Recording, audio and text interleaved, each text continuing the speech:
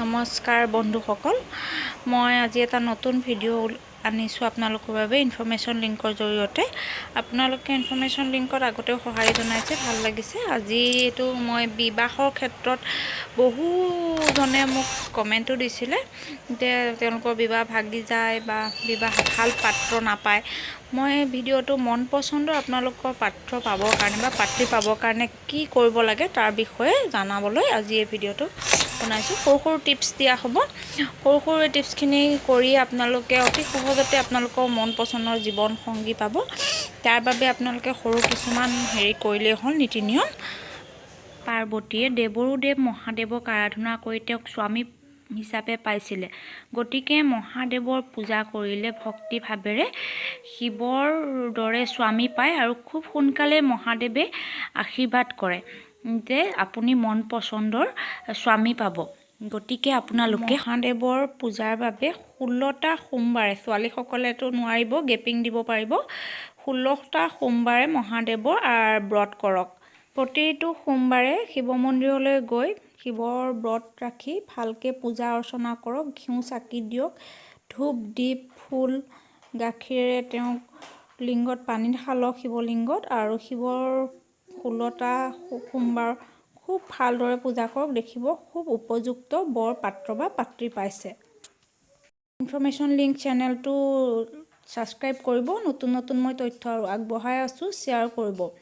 তাৰোপৰি আপোনালোকে এটা কাম কৰিব, নিজৰ লাইফ পাৰ্টনাৰ চিলেক্ট কৰিবৰ কাৰণে সদায় এটা নিজৰ মন পচন্দ, যিহেতু বিবাহ এটা এনেকুৱা বস্তু য'ত নিজৰ মন পচন্দৰ যদি আপুনি এজন পাৰ্টনাৰ নাপায়, সুখততো বহু মানুহ পায়, কিন্তু দুখত যেতিয়া আপোনাৰ পাৰ্টনাৰে আপোনাৰ সাথ নিদিয়ে তেতিয়াই সদায় আমাৰ বিবাহখন সদায় দুৰ্ভাগ্যজনক হয় আৰু এৰা এৰি বা তেনেকুৱা ধৰণৰ বহু ক্ষেত্ৰত আমি বহুত কষ্ট কৰিবলগীয়া হয়। গতিকে সদায় নিজৰ মনৰ পচন্দৰ ল'ৰা পাবৰ কাৰণেই এই নীতি নিয়মখিনি মই কৈছোঁ।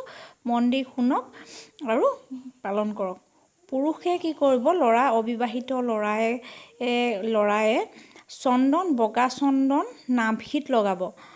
দৈনিক গা ধুই উঠি স্নান কৰি বগা চন্দন নাভিত লগাওক। তাৰোপৰি নিজৰ লাইফ পাৰ্টনাৰ মনৰ পচন্দৰ পাবৰ কাৰণে অবিবাহিত পুৰুষে গোলাপ ফুলৰ ধূপকাঠি আৰু গাখীৰ ওচৰৰ কোনোবা মহিলাক দান দিয়ক। তেতিয়া মন পচন্দৰ নাৰী ছোৱালী আপোনালোকে আপোনালোকৰ জীৱনসংগী হিচাপে পাব। তাৰোপৰি ছোৱালীসকলে কলগছৰ পূজা কৰক।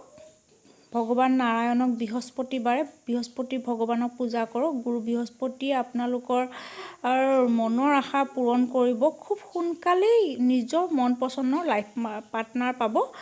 তাৰ পাছতে আপোনালোকে বিবাহৰ কাৰণে আৰু এটা কাম কৰিব, নিজৰ বিয়াখন অতি সুন্দৰভাৱে হ'বলৈ হ'লে নিজৰো বহুতখিনি কাম কৰিব লগা থাকে। হালধি দি গা ধুৱক। সদায় হালধি গুড়ি অলপ, হালধি আমাৰ হিন্দু ধৰ্মৰ প্ৰতিটো ক্ষেত্ৰতে দৰকাৰ হয়।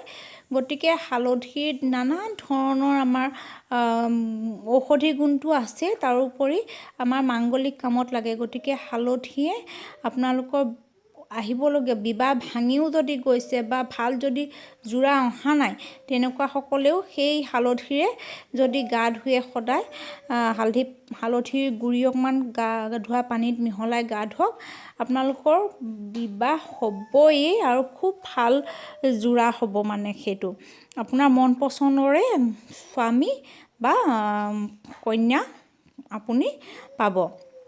তাৰোপৰি আপোনালোকে ল'ৰাকেইজনে কৰিব, কেশৰৰ ফুট ল'ব। দৈনিক গা ধুই উঠি ওলাই যোৱাৰ পাছত ঘৰৰ পৰা বাহিৰৰ পৰা গা ধুই উঠি কেশৰৰ ফুট ল'ব। কেশৰৰ ফুট ল'লেও খুব সোনকালে বিবাহৰ যোগ মিলে আৰু বিবাহ হোৱাটো মন পচন্দৰ লাইফ পাৰ্টনাৰৰ লগত বিবাহ হোৱাটো সুনিশ্চিত হয়। তো ছোৱালীয়ে দুৰ্গাৰ সহস্ৰনাম পাঠ কৰক। দুৰ্গাৰ সহস্ৰনাম পাঠ কৰিলে দৈনিক কিতাপ আপুনি পাই যাব, যিকোনো বুক ষ্টলতে পাই যাব। তাৰ পৰা আনি দুৰ্গা সহস্ৰনাম পাঠ কৰক।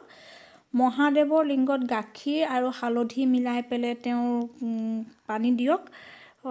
খুব সুন্দৰ লাইফ পাৰ্টনাৰ পাব, জীৱনটো খুব সুখৰ হ'ব।